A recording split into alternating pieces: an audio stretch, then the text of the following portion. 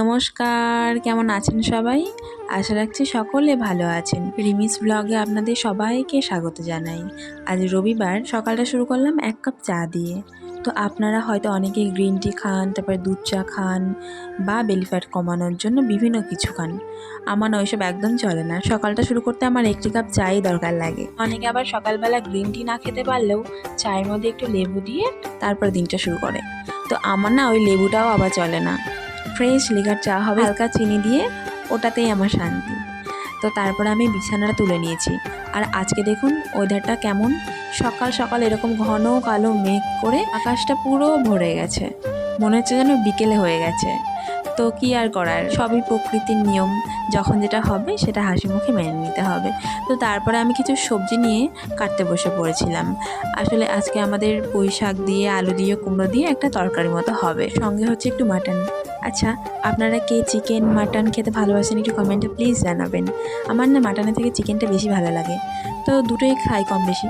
তো তারপর দেখুন আমি পেঁপেটা কেটে নিচ্ছিলাম। দেখুন কি ফ্রেশ পেঁপে, কাটতে ভারী ভালো লাগছিল, একটাও বীজ ছিল না ভেতরে। তারপরে কুমড়োটা ভালো করে কেটে নিচ্ছি।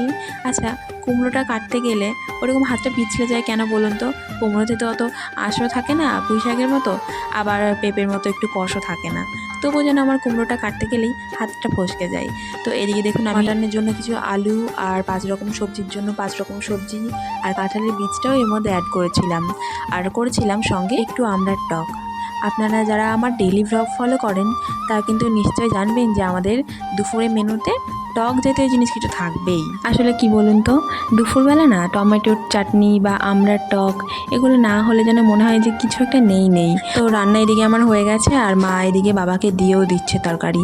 আর এইদিকে দেখুন দুপুরবেলা কোথাও কিছু নেই, আর এনারা এসে হাজির হয়েছে। আর ডাল পালা যা করছিল অবস্থা, আমাদের তো পেয়ারা গাছটা একদম, পেয়ারা যা ধরেছিল সমস্ত পেয়ারাগুলো একদম পেরে পেরে খাচ্ছিল। আর পুরো পেয়ারাটা খেলেও ভালো লাগতো জানেন, হাফ খাচ্ছে আর হাফটা ফেলে দিচ্ছে। আর এদিকে আমার গরম লেগে গিয়েছিল, সেই জন্য আমি পাখাটা নিয়ে বসে পড়েছি। আর অনেক দিন হলো পাখাটা না পরিষ্কার করা হয়নি, ভাবছি কালকে বা পরশু দিন পাখাটা পরিষ্কার করে ফেলবো। আর এদিকে দেখুন আমার একটা দিদি, সে টিয়া পাখির সঙ্গে কি করছে মনে হচ্ছে টিয়া পাখি কোনোদিন দেখেইনি। আর টিয়া পাখিটাও ভারী মিষ্টি ছিল জানেন, মানে কথাও বলছিল। আর এদিকে দেখুন আমাদের বাড়িতে একটা পুচকু সোনা চলে এসেছিল। আমার আগের ব্লগে তো একে দেখেছেনই, আজকেও দেখাচ্ছি, কারণ এটা একটা আমার দিদির ছেলে। ও কিছুদিন হলো আমাদের বাড়িতে এসেছে, সেই জন্যই আমার ব্লগে আপনারা ডেলি এখন দেখতে পাবেন। তো ওর সাথে একটু খেলা করছিলাম, আর আমাকে বলছিল যে মিমি দেখো এই পুতুলের নাকটা এরকম, কানটা এরকম। তো আজকের ব্লগটা এতটাই। সবাই ভালো থাকবেন, সুস্থ থাকবেন আর নিজেদের খেয়াল রাখবেন। ভিডিওটা ভালো লাগলে একটা লাইক করে দেবেন। দেখা হচ্ছে পরবর্তী ব্লগে। ভিডিওটা দেখার জন্য সকলকে ধন্যবাদ।